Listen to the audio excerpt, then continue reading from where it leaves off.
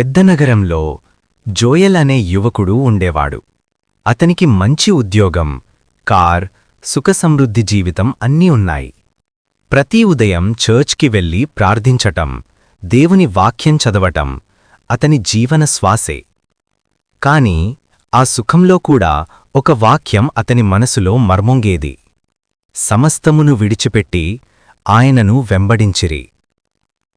ఒకరోజు ఆఫీస్లో పెద్ద వార్త వచ్చింది. జోయల్కి ప్రమోషన్ వచ్చింది.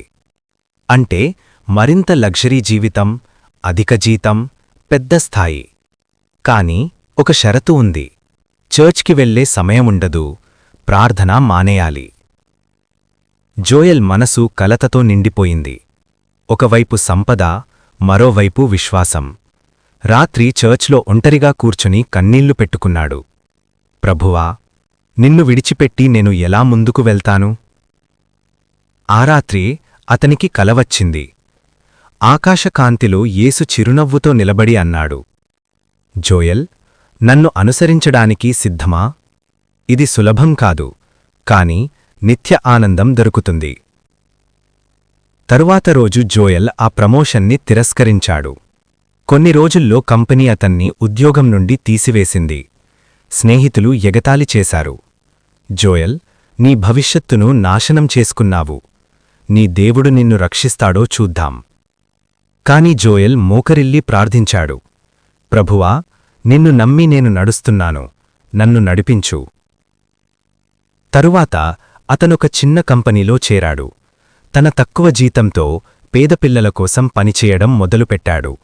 మొదట్లో వారు అల్లరి చేసేవారు, మాట వినేవారు కాదు. కాని జోయల్ ప్రేమ, సహనం, ప్రార్థన ద్వారా వారిని మార్చాడు. ఆ పిల్లలిప్పుడు ప్రతి ఉదయం ప్రార్థనతో రోజు మొదలుపెడతారు. అయినా చాలామంది ఎగతాళి చేశారు. జోయల్, నీ డబ్బు వృధా చేస్తున్నావు. ఈ పిల్లల కోసం నీ జీవితాన్ని నాశనం చేసుకుంటున్నావు. నువ్వు ఎప్పటికీ సక్సెస్ అవ్వవు.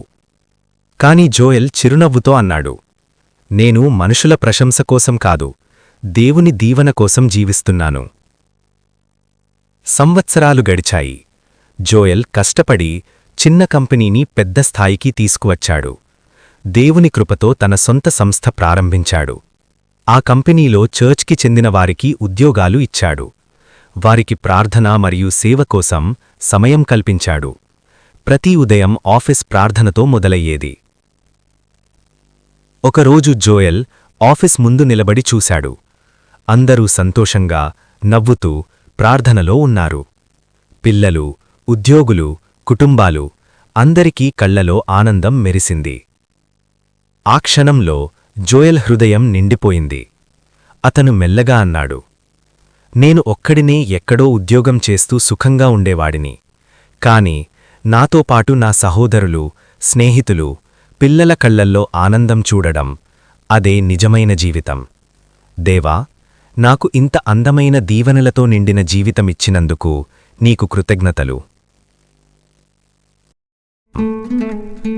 జీవితంలో మనం కోల్పోయామనుకున్నదే దేవుడు ఆశీర్వాదంగా తిరిగి ఇస్తాడు. మనసారా దేవుణ్ణి వెంబడించేవారికి ఆయన మనసారా ఆనందాన్ని బహుమతిగా ఇస్తాడు.